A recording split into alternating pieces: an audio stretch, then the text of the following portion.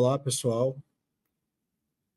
Meu nome é Gleison Capistrano, sou doutorando em ensino pela Rede Nordeste de Ensino Renoem, no Polo IFCE de Fortaleza, em parceria entre o Centro de Referência em Educação à Distância, o CREAD, e o Grupo de Pesquisa e Inovação de Recursos Didáticos, Produtos Educacionais e Tecnológicos, o GREPET.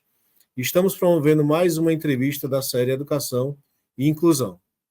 Nossa entrevistada de hoje é a doutora Verusca Marinho, psicanalista freudiana, terapeuta floral, docente do curso de psicanálise pelo IAPB, o Instituto Acadêmico de Psicanálise do Brasil, e membro do Conselho de Ética do IAPB, com o tema Como desenhar o meu 2025, um planejamento emocional.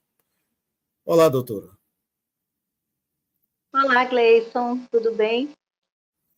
Ficamos muito felizes em poder contar com a sua presença nessa entrevista e eu queria que nós pudéssemos começar com a senhora falando um pouco sobre o seu trabalho. Olá a todos, quero agradecer ao Gleison pelo convite desse bate-papo que nós agendamos aqui com vocês. E eu vou falar um pouquinho, iniciar, antes da gente trabalhar como construir um 2025 cheio de saúde, paz, prosperidade. Vou falar um pouquinho sobre o propósito da psicanálise, tá? Bom, a psicanálise é uma abordagem terapêutica em que o indivíduo, quando assim deseja fazer, ele é acompanhado por um profissional, no caso meu marido também, o George Marinho, é também psicanalista freudiano, e aí nós recepcionamos esse analisando, não como um doente, uma pessoa que está com adoecimento emocional, mas um indivíduo que está com adoecimento na alma. E aí o nosso propósito é trabalhar, eu vou trabalhar agora aqui com símbolos, né? Como se, quando a gente vai explicar como é que é essa abordagem, a gente fala como se o indivíduo fosse uma árvore. E que essa árvore, ela tem o seu tronco, tem os seus galhos, tem as suas flores, tem os seus frutos. E essa árvore, ela precisa passar por várias estações na história de vida dela. A primavera, o verão, o outono, o inverno. Mas em um determinado momento da vida dessa árvore, ela acaba se ancorando, ela acaba se perdendo numa dessas estações. Muitas vezes, uma estação invernosa, o outono, onde as folhas estão caindo, e aí, nesse momento, ela se percebe perdida, sem saber qual rumo tomar, como florescer, voltar a florescer. E aí a psicanálise, o terapeuta, ele vem para trabalhar não na essência dessa árvore, mas em toda a sua estrutura, no inconsciente. O inconsciente, ele está lá nas raízes, nessas raízes que podem estar fragilizadas, que podem estar encharcadas, e essas raízes é o que nós chamamos de inconsciente. É o lado mais profundo do indivíduo, em que muitas vezes ele tem comportamentos repetitivos, ele tem compulsões, tem angústias, tem fobias, né? tem receios de tomar decisões, e muitas vezes ele não sabe que esse comportamento que para ele é incômodo está relacionado a um sofrimento psíquico lá na infância, de situações que ele nem sequer lembra que aconteceram, que ficaram guardadas lá nas gavetinhas do inconsciente. Então, o propósito da psicanálise é trazer toda à tona todas essas dores, e através que nós temos até o slogan, a gente trabalha com o slogan, a fala que desperta. Através dessa fala, na terapia, esse indivíduo, ele vai trazendo os próprios recursos para a cura dele. E qual é o papel do analista, né, de nós profissionais? Nós somos aqueles profissionais que fazemos a leitura e a escuta flutuante, em que em algum momento que ele traz elementos específicos dentro do propósito da psicanálise, nós vamos dando devolutivas, vamos fazendo perguntas, e essas perguntas elas vão trazendo insights, e que através desses insights o indivíduo vai fazendo suas livres associações e vai encontrando as respostas que ele precisa para sair, para não se ancorar naquela dor, naquele sofrimento, ressignificar tudo isso. E é tudo muito sutil, muito confortável, porque é um ambiente seguro, tranquilo. E, e assim, é um trabalho muito edificante, porque a cada sessão, a cada momento, a cada instante, a gente percebe o processo evolutivo que vai acontecendo com aquele indivíduo. E Gleison teve um determinado analisando que eu atendi, que ele virou para mim e disse assim, doutora, qual é a sensação de perceber a nossa evolução, como nós estamos, como eu consegui resolver questões que até então eu jamais imaginaria que estavam relacionadas às minhas questões inconscientes, às minhas questões de infância, de complexo de Édipo, que é o que acontece, que é um mito, né, que Freud trouxe para apresentar como é que o aparelho psíquico da criança se forma entre os 3 aos 7 anos de idade. E aí eu respondi, eu disse, eu não posso nem ficar feliz e nem ficar triste. Eu preciso, como profissional, apenas ser grata pela oportunidade de você ter escolhido a terapia comigo para fazer. Porque se assim eu fizer, demonstrar alegria ou tristeza, eu não teria condições de lhe acompanhar em todo esse processo, porque se você chorasse, eu ia chorar com você. Nós íamos ter que comprar lenços aqui para chorar. E se você estiver muito feliz, eu teria que comemorar com você. É uma forma que a gente chama tecnicamente de contra-transferência. Então, assim, mas é tão mágico, sabe, Gleison, trabalhar a psicanálise, porque às vezes o indivíduo chega aqui e a gente recebe um WhatsApp no dia seguinte dizendo assim, meu Deus, eu disse tanta coisa, eu falei tanta coisa que eu nunca falei para ninguém. E eu estou morrendo de vergonha porque eu disse tudo isso para a senhora, porque eu lhe falei tudo isso. Eu disse, espere, a terapia ainda não encerrou, ao longo da semana você vai ter insights e vai passar, né? E aí é muito gratificante esse retorno, esses feedbacks que a gente recebe, porque o manejo da psicanálise é um pouco diferente das outras abordagens, a exemplo da psicologia, né? Tem a psicologia, terapia cognitivo-comportamental e outras mais, mas a psicanálise ela trabalha muito com questões existenciais do inconsciente. E aí é processual, certo? Por outro lado, também eu atuo na terapia de florais, que é uma terapia muito interessante, que vem de Bar, né? Que foi um médico inglês, em que ele passou um tempo, ele estudou um pouco com Samuel Hahnemann, que é o pai da homeopatia, e a partir desse estudo da homeopatia, ele começou a perceber a força que as flores tinham, força energética, de equilíbrio energético que o indivíduo poderia ter através das flores. Então, ele experimentou tudo isso com ele mesmo e ele percebeu que, diante dos 38 tipos de florais que ele elaborou, que ele estudou e que ele conheceu, ele viu como eles eram importantes para equilibrar a energia do indivíduo. E aí, esse trabalho também é feito associado à psicanálise, tem trazido excelentes resultados, né? É uma terapia totalmente natural, não tem nenhuma contraindicação, até porque nós, enquanto profissionais da área da saúde mental, diferentemente do psiquiatra, nós não podemos prescrever medicação. Mas como a terapia floral é uma terapia integrativa, existe sim em alguns momentos a gente sim recomenda, sabe? E é um atendimento personalizado, são feitas perguntas sobre frustrações, medos, angústias, medo se você tem medo de algo desconhecido, se você tem medo de coisas tipo a perda de um familiar, se são medos específicos ou inespecíficos, e é assim, um volume de perguntas, quase 60 perguntas, e com base nisso a gente traz um perfil diagnóstico e elabora um floral personalizado para aquele indivíduo. E aí, assim, é também uma resposta bem positiva, bem interessante, que a gente, quando assim o indivíduo aceita, a gente sugere, em alguns casos.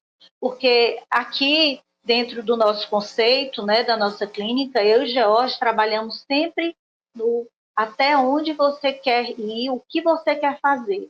É sempre muito respeitoso, muito no padrão daquele indivíduo que está ali, ele tem autonomia sobre como ele quer que a terapia seja conduzida, porque o propósito da psicanálise é esse, sabe, Gleison? Então, é mais ou menos isso. E aí, em relação à minha área de atuação, né, as pessoas que tiverem interesse em aprender um pouco sobre a psicanálise, que percebam que tem, como eu diria, uma forte tendência para escutativa, o entendimento das neuroses. Nós, enquanto psicanalistas, nós trabalhamos com as neuroses. Existem as neuroses, existem as psicoses. As psicoses, que são aquelas pessoas que sofrem de esquizofrenia, bipolaridade, esse manejo ele é feito com o psiquiatra. E quando essa situação está equacionada, esse indivíduo também pode fazer terapia com a gente, mas, via de regra, nós atuamos na abordagem junto às neuroses. O que são as neuroses? As neuroses são aqueles acometimentos emocionais relacionados a fobias, né, medos de tudo, a situações compulsivas. Às vezes a pessoa não consegue emagrecer imaginando que é porque ela não tem força de vontade, e não tem nada a ver com isso. Muitas vezes ela vai ao nutricionista, ela vai ao endocrinologista, e aí não consegue, porque são questões existenciais mais profundas, que precisam ser trabalhadas, ele precisa entender o que de fato startou aquele processo compulsivo, porque no momento em que o indivíduo ou consome droga, ou consome álcool, ou exacerba na alimentação, ele está procurando ali um alento, né? Ele está querendo substituir por algo que ficou faltando lá atrás. Então, essas questões são trabalhadas, né? Que é a fobia, as compulsões, os processos de transtorno de ansiedade muito comuns. Hoje todo mundo, Gleison, diz que tem TDAH. Eles chegam aqui e dizem, não, doutor, eu acho que eu tenho TDAH, eu acho que eu sou autista. E aí esquece que as questões de TDAH estão muito relacionadas também à nossa sociedade, né, que exige muito da gente em termos de tempo, tudo muito rápido, as redes sociais que consomem muito. Você está aqui de frente para o seu celular, daqui a pouco você abre o Instagram, você vê a notícia de uma morte de uma pessoa que você tem uma conexão muito forte, a seu coração acelera. Aí você passa, daqui a pouco, um curso que você tem interesse de fazer, aí você adrenaliza. Aí daqui a pouco você vê uma receita de algo saboroso, você tem vontade de consumir. Então, em menos de 5 minutos, as sensações flutuam de uma forma muito díspare, muito, muito diferente, muito rápida. Horas você tem raiva, você tem sensação de fome, você tem sensação de alegria, de satisfação, e tudo isso faz com que o cérebro comece a perder foco e comece a ficar acelerado. Então, a gente vê muito na prática clínica isso. Eu não consigo dormir. Que horas você larga o celular? Que horas você para fazer uma respiração? Que horas quanto de água você consome? Então, a nossa homeostase, que é todo o funcionamento do nosso corpo, ele está diretamente ligado às questões da nossa saúde mental também. Se você bebe pouca água, preste atenção que quando você está muito tenso, o que é a primeira coisa que acontece? A gente segura a respiração. Você fica respirando bem pouquinho, fica aquela respiração bem curta, que é exatamente um processo ansioso que vai se acumulando, daqui a pouco você está com um transtorno de ansiedade. E a gente não percebe os sinais que o corpo da gente dá. E, assim, alimentação, água, né? A gente exercitar a gratidão, se você acredita em algo transcendental, edifique isso. Se você também não acredita, está tudo certo. Mas busque sempre elementos e formas de perceber o corpo, perceber a mente, perceber a respiração. E hoje tudo é muito fluido, muito rápido, e as pessoas percebem tudo ao entorno, mas não se percebem. E aí, quando menos espera, se veem, né, depressivas, ansiosas, angustiadas, porque não se conhecem, não se percebem, se colocam no último, acabam ficando no último lugar, né, se deixando para trás, e aí isso acaba gerando essas neuroses que, em muitas das vezes, a pessoa não consegue sair sozinha, ela sim precisa de ajuda. Não importa mais que abordagem ela vai procurar, mas precisa sim de ajuda, porque sozinha dificilmente consegue sair, e se não tratada, ela pode evoluir para um problema psiquiátrico mesmo, psicose, né, quando não tratada. Geralmente, qual o seu público ou quais as pessoas que geralmente lhe procuram? Bom, eu acompanho adolescentes a partir mais ou menos de 15 anos, adultos, idosos. Freud, que é esse que está aqui, ó, que é o pai da psicanálise, nos idos do século XIX, ele dizia que os idosos, a uma determinada idade, eles ficam com o pensamento incrustado, né? Cristalizado, que não tem como ressignificar isso.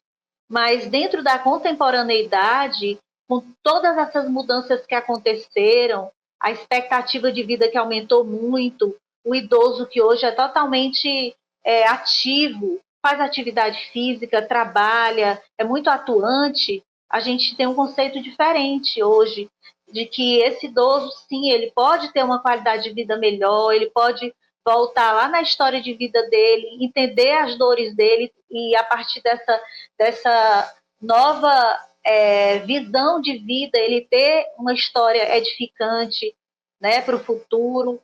E então, assim, a gente atende adolescentes, adultos, idosos, e eu e George fazemos também terapia de casal, né?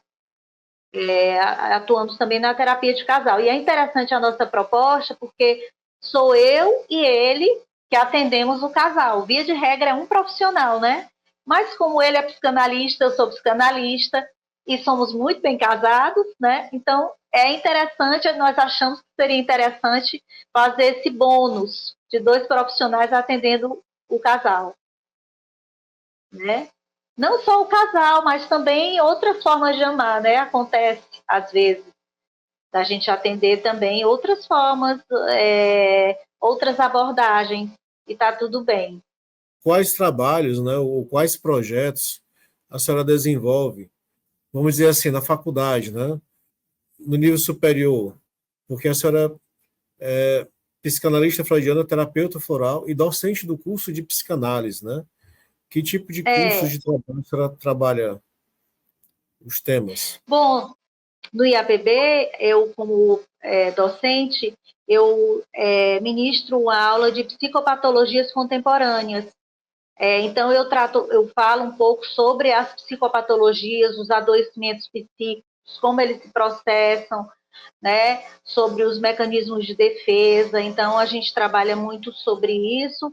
O George trabalha muito inteligência emocional, como o profissional deve se portar diante do analisando, porque assim é interessante falar, Gleison, que o profissional da psicanálise ele está sempre em terapia para evitar a contratransferência. O que é a contratransferência? É na hora em que eu estiver lhe atendendo, você começar a falar das suas dores, por um histórico meu, eu me identificar com você e sentir a mesma coisa. E terminou a terapia e eu fico pensando como é que eu vou resolver a sua vida, como é.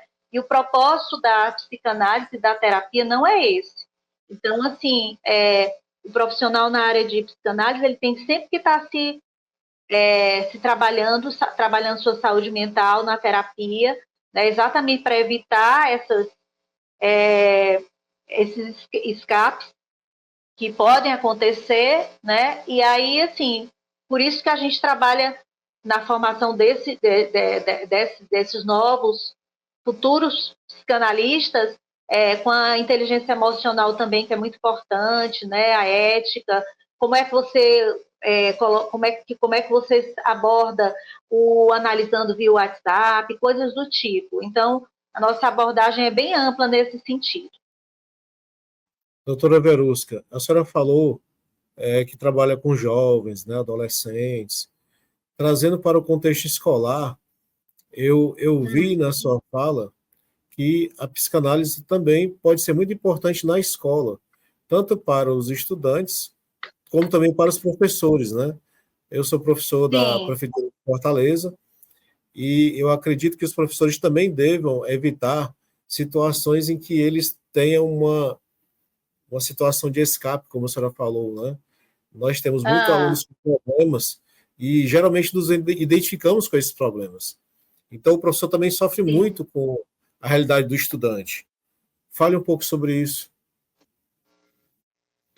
Bom, enquanto educadores, o professor, em toda a sua ampla responsabilidade, ele acaba sendo, por extensão, a figura paternal ou maternal, né? Por extensão, ele é. Então, assim, ele tem que dar muito exemplo para esse aluno, em termos de postura, de ética, de comportamento, né? Equilíbrio emocional.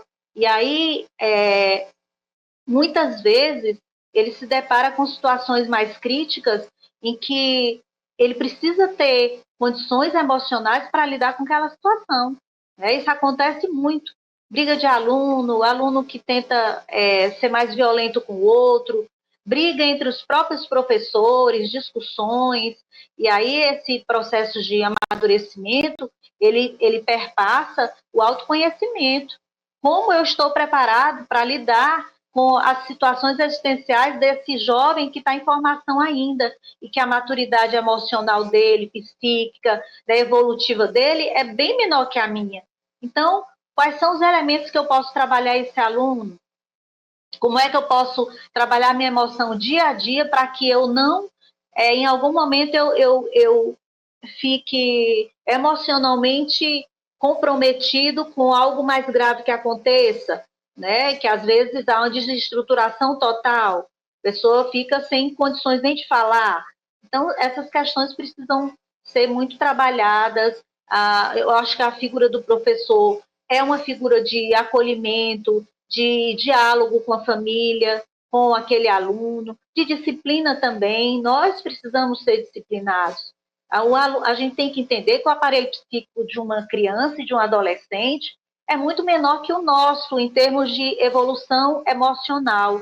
Se eu libero tudo para ele, ele não está preparado para tomar as decisões antecipadamente. Né? Ele ainda não está maduro o suficiente para tomar as decisões. Ele precisa de uma referência, ele precisa de um entendimento para que, a partir dali, ele tome as decisões que ele precisa tomar. Às vezes a gente acha que o tudo pode é saudável, mas, assim, entre aspas, a gente precisa dar um norte.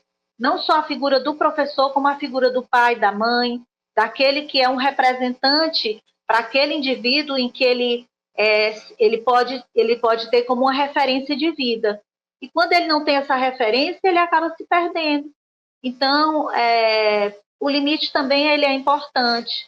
Não ser rígido, mas dar limite com o diálogo, com uma conversa assertiva, sabendo ouvir, perguntando, né? Perguntando também, dando uma devolutiva, né? E nas horas mais difíceis, dar uma respirada. Eu acho que todo professor devia ter em seu protocolo de vida uma atividade física, respiração, meditação, né? Alimentação saudável e água, muita água. A água, ela fluidifica o nosso sangue e faz com que a gente consiga, quando a gente respira e quando a gente bebe água, o sangue flui melhor e ele vai mais facilmente para o cérebro e faz com que a gente tenha resoluções, a gente tenha poder resolutivos melhores, a gente consegue ser mais assertivos nas nossas decisões, nas nossas abordagens, no que a gente fala, né? Parece que não, mas tudo está conectado,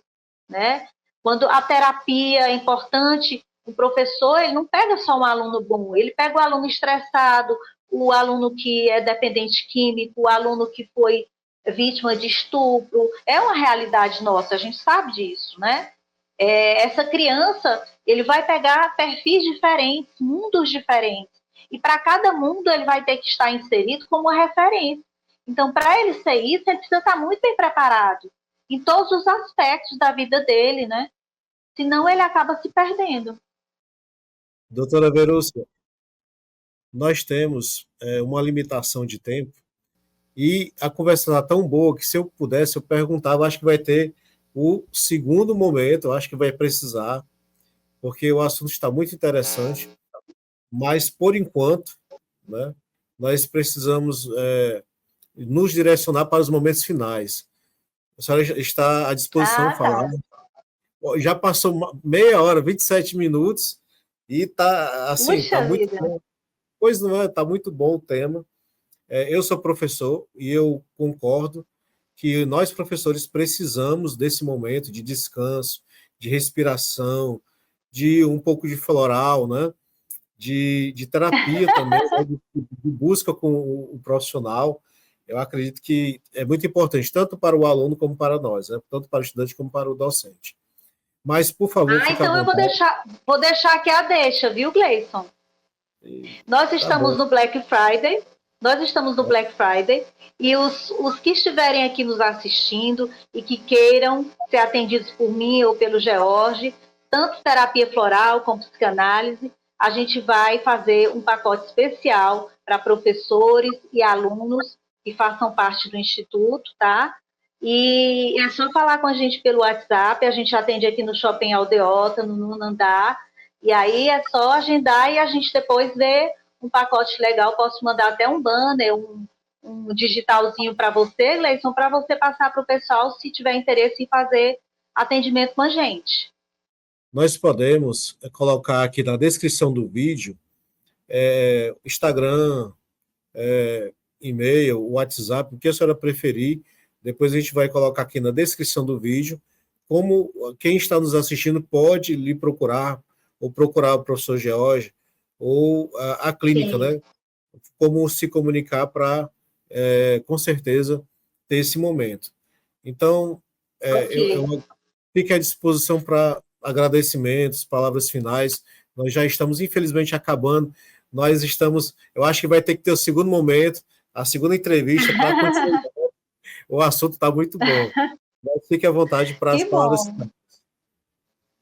Tá, joia. Eu quero agradecer a oportunidade de estar aqui. Eu acho que foi um momento bem saudável, bem interessante, né? O espaço também é aberto para a gente. Eu quero agradecer a você e a toda a equipe, Gleison, pela oportunidade. E aí, num segundo momento, a gente pode trabalhar, talvez em janeiro, o Janeiro Branco, trazendo dicas de como ter um 2025 bem saudável, bem edificante, né? E aí é isso. E desejar a todos um 2025 cheio de muita luz, muita paz, de autoconhecimento, quando a gente se conhece, quando a gente sabe quem a gente é, o potencial que nós temos, o valor que nós temos para nós mesmos, tudo fica mais fácil. Eu só posso ajudar o outro se eu me amar. Às vezes a gente pergunta aqui na terapia, quem é a pessoa que você mais ama? E aí um diz meu pai, minha mãe, meu marido, meu filho, né? E aí sutilmente a gente vai trabalhando para que quando a gente for perguntar novamente, esse indivíduo diga a mim mesmo. É a primeira pessoa que eu mais amo, sou eu mesmo. Que é muito importante a gente saber o valor que a gente tem para que a partir daí a gente mostre para o outro o valor que ele tem também. É uma troca, é uma simbiose que tem de acontecer. E eu espero que o próximo 2025, esse 2024, vocês possam fazer um balanço de vida, os acertos, né? O que é que pode onde pode melhorar, quais são os projetos de vida, os planos de vida para 2025, faz uma anotaçãozinha, anota no papel e faz algo simbólico, porque isso é importante, a gente registrar o que é que a gente quer mais para frente, tá? E é isso. Desejar a todos muita saúde, muita paz, né? É isso. Doutora Verusca, eu agradeço a sua presença, a sua participação aqui no nosso programa, na nossa série Educação e Inclusão. Vou lhe convidar para janeiro já fazer uma entrevistazinha, né, o doutor Obrigada. George também, e depois vamos colocar aqui um link para quem quiser entrar em contato com a senhora e com o doutor George. Muito obrigado a todos e até a nossa próxima entrevista. Um Até, abraço. obrigada, um abraço. Tchau, tchau.